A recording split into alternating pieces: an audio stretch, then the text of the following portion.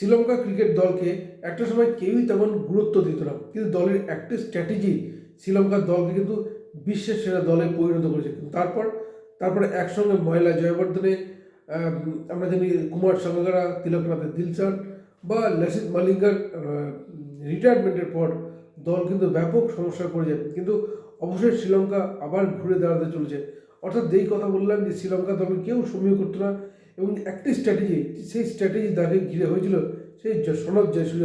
এবং এবারে শ্রীলঙ্কা দল যখন ব্যাপক বিপাকে, কোচ হিসেবে আবার শ্রীলঙ্কা ক্রিকেট দলের ত্রাতার ভূমিকায় এই সনৎ জয়সূর্য। কেন বলছি একথা, সব কিছু আলোচনা করবো আজকের এই ভিডিওতে। নমস্কার, আমি সত্যজিৎ পাল।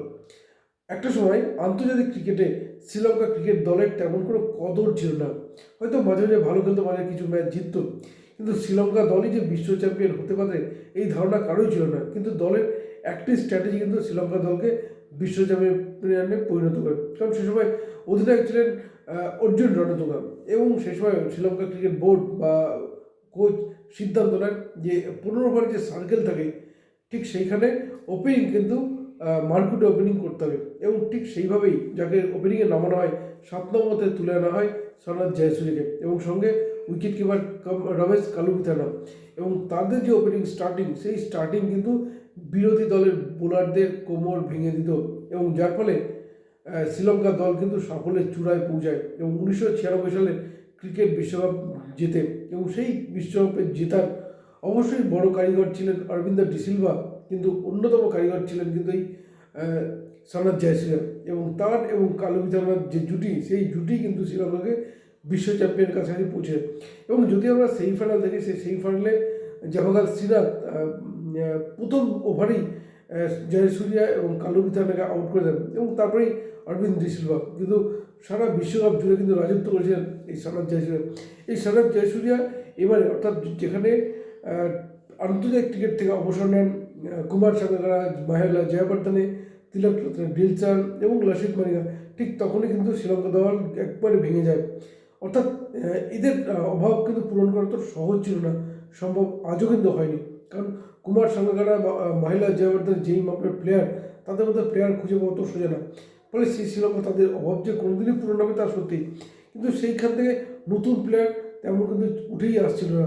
এবং পাশাপাশি নানান বিধ ঘটনা, যেখানে অস্ট্রেলিয়া বিশ্বকাপ খেলতে গিয়ে ক্রিকেটারের যৌন কেলেঙ্কারিতে জড়িয়ে পড়া নানাবিধ ঘটনা রয়েছে। ফলে শ্রীলঙ্কা দলের সঙ্গে ছিল চূড়ান্ত হতাশা এবং ব্যর্থতা। আর ঠিক সেখানেই কোচ হিসেবে উঠে আসেন এই সনৎ জয়সূর্য, এবং তিনি শ্রীলঙ্কা দলকে এবারে টি20 বিশ্বকাপের জয়ের অন্যতম দাবিদারে পরিণত করেছেন।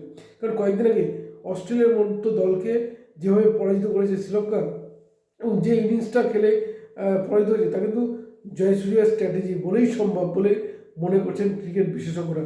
এবং এই সনৎ জয়সূর্যের কথা যদি বলা হয়, তার ওয়ানডে ডেবিউ হয়েছিল 26শে ডিসেম্বর 1989 সালে, এবং খেলেছিলেন অস্ট্রেলিয়ার বিরুদ্ধে, এবং লাস্ট ওয়ানডে খেলেছিলেন 28শে জুন 2011 সালে, এবং শ্রীলঙ্কার হয়ে টেস্টে ডেবিউ করেছিলেন 22শে ফেব্রুয়ারি 1991 সালে, এবং লাস্ট খেলেছিলেন নিউজিল্যান্ডের বিরুদ্ধে 1 ডিসেম্বর 2007। এবং এই যদি আমরা বলি সনৎ জয়সূর্য, তিনি টেস্ট খেলেছেন মোট 110টি, এবং রান করেছেন 6973, অ্যাভারেজ 40.1, স্ট্রাইক রেট 65.3, এবং 110টি টেস্টে উইকেট নিয়েছেন 98টি। এছাড়াও সনৎ জয়সূর্য ওয়ানডে খেলেছেন 445টি, রান করেছেন 13,430, ব্যাটিং অ্যাভারেজ 32.4 এবং স্ট্রাইক রেট 91.2, এবং এই 445টি ওয়ানডে ম্যাচে উইকেট নিয়েছেন 323টি।